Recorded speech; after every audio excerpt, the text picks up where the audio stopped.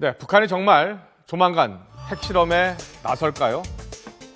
북한 전문 웹사이트 38로스가 공개한 위성 사진부터 보면서 좀 더 자세히 설명을 드리겠습니다. 네, 38로스는요, 이 사진에서 이곳 증기 화면, 이 증기를 주목하고 있습니다.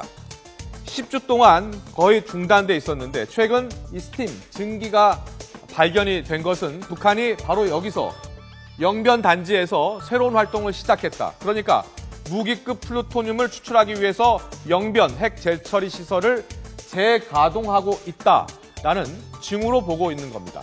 물론 아직 확실한 것은 아닙니다. 그렇다면 북한은 왜 영변 핵 재처리 시설을 재가동하려고 하고 있는 걸까요? 북한은 최근 유엔에서요, 북한의 인권 결의안이 채택된 것에 대해 강력히 반발을 했습니다. 북한은 오늘 외무성 대변인 성명에서 북한의 인권 결의안 채택으로 새로운 핵실험을 자제할 수 없게 만들고 있다면서 핵실험도 불사하겠다는 입장을 밝혔는데요. 지난달 유엔 본부에서 자체적인 인권 설명회까지 저렇게 열면서 적극적인 대응에 나섰지만 결국 김정은 위원장을 국제형사재판소에 세울 수 있는 인권보고서가 채택되자 북한이 핵실험을 운운하면서 매우 격앙된 반응을 보인 겁니다. 지난달 인권설명회에서 북한은 인권 문제는 미국의 체제전복 음모라는 기존의 입장을 반복했고 2003년부터 북한 인권 결의안을 채택하고 있는 것을 강력하게 비난했습니다. And DPRK is totally against misusing human rights for regime change in the country. And in particular, as I said, for United States, who is not recognizing DPRK as a sovereign state. And we do oppose these resolutions. This resolution means confrontation, and confrontation is not compatible with the dialogue and cooperation that we are very much in favor of.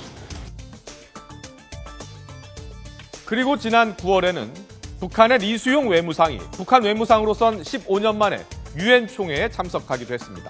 당시 리수용 외무상도 유엔에서 북한의 인권 결의안이 채택되는 것을 막기 위해 방문한 것으로 알려졌습니다.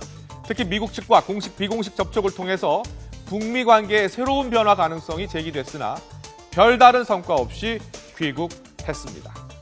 결국 북한의 이 같은 노력에도 불구하고 북한의 인권 결의안은 채택이 됐습니다. 이제 관심은요, 북한이 4차 핵실험에 나설지 여부입니다. 북한은 지난 2006년 10월에 1차 핵실험을 했고 2009년 5월에 2차, 그리고 지난해 2월 3차 핵실험을 강행했습니다. 이와 관련해서 북한은 지난 4월 성명에서 핵 억제력을 대폭 강화하기 위한 새로운 형태의 핵실험도 배제되지 않을 것이라고 강조했습니다.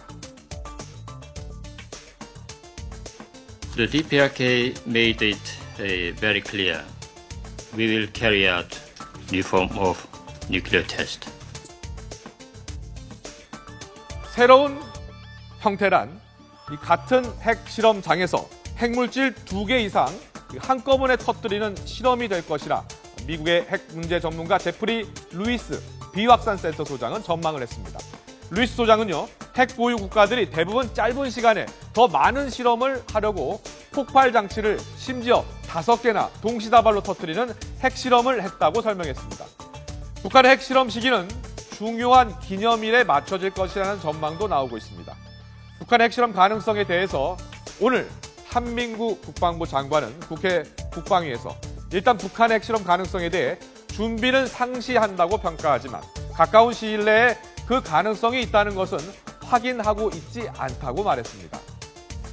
자, 만약 북한이 4차 핵실험 카드를 꺼낸다면 남북관계뿐 아니라 북미관계, 북중관계까지 더욱 얼어붙을 가능성이 큽니다.